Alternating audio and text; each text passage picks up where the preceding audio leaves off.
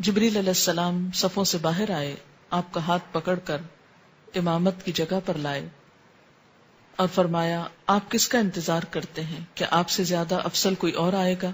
مجھے قسم ہے رب العزت کی، میں مشرق سے مغرب تک، جنوب سے شمال تک اڑا ہوں، آسمان سے زمین تک گھوما ہوں، مگر آپ سے زیادہ افضل کسی کو نہیں پایا۔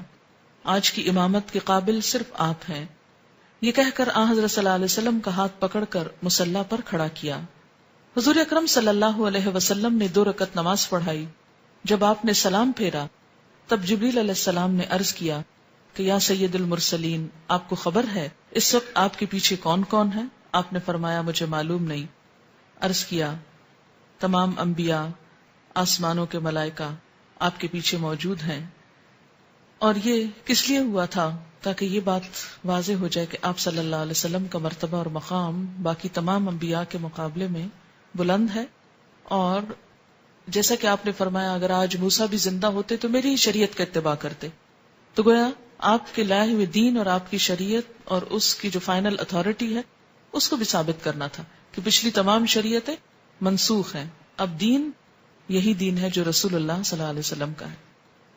اس موقع پر بعض انبیاء کا کچھ کلام بھی نقل کیا جاتا ہے، حضرت ابراہیم علیہ السلام کا، حضرت موسیٰ علیہ السلام کا، اسی طرح داؤد علیہ السلام کا، سلیمان علیہ السلام کا، حضرت عیسیٰ علیہ السلام کا، اور انہوں نے اپنے اپنے جو کام دنیا میں کیے تھے اور کچھ نشانیاں اور معجزات ان کو ملے تھے، ان کا بھی کچھ تذکرہ فرمایا۔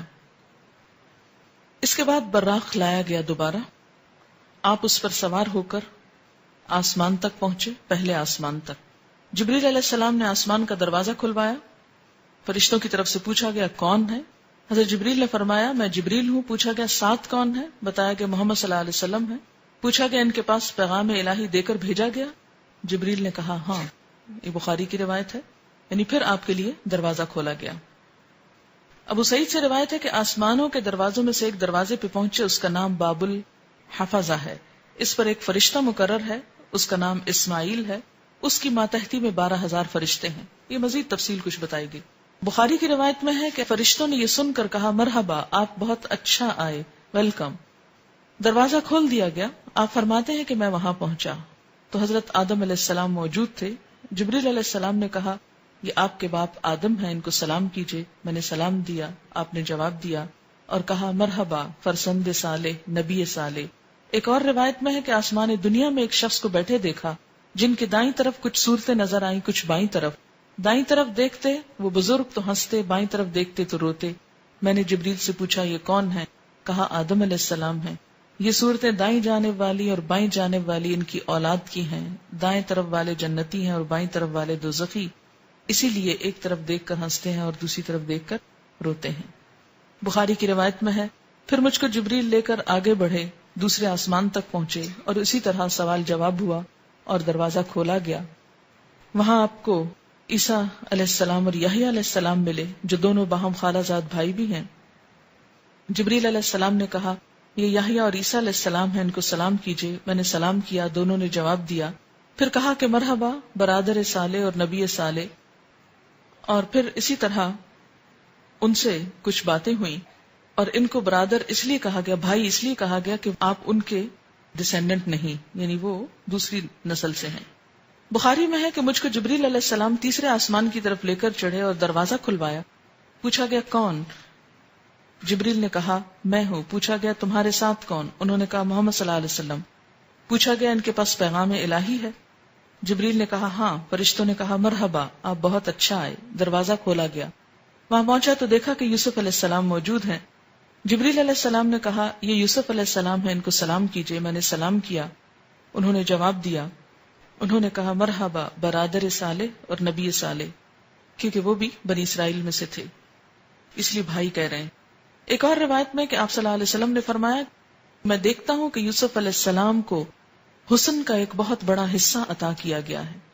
بہقی کی حدیث میں بروایت ابو سعید اور طبرانی کی حدیث میں حضرت ابو ہریرہ کی روایت ہے کہ یوسف علیہ السلام کی نسبت آپ نے فرمایا کہ ایک شخص کو دیکھا جو اللہ کی مخلوق میں سب سے زیادہ حسین ہے اور لوگوں پر حسن میں ایسی فضیلت رکھتا ہے جیسے 14ویں رات کا چاند تمام ستاروں پہ فضیلت رکھتا ہے۔ بخاری کی روایت میں کہ جبریل علیہ السلام مجھ کو لے کر آگے بڑھے، چوتھے آسمان پر اسی طرح سوال جواب ہوا، اور وہاں پر حضرت ادریس علیہ السلام موجود تھے، سلام دعا ہوئی، اور اسی طرح کہا برادر صالح اور نبی صالح۔ پھر جبریل علیہ السلام آگے بڑھے پانچویں آسمان تک، وہاں بھی اسی طرح سلام دعا ہوا، وہاں پر ہارون علیہ السلام موجود تھے، انہوں نے بھی برادر صالح اور نبی صالح کہہ کر ویلکم کیا۔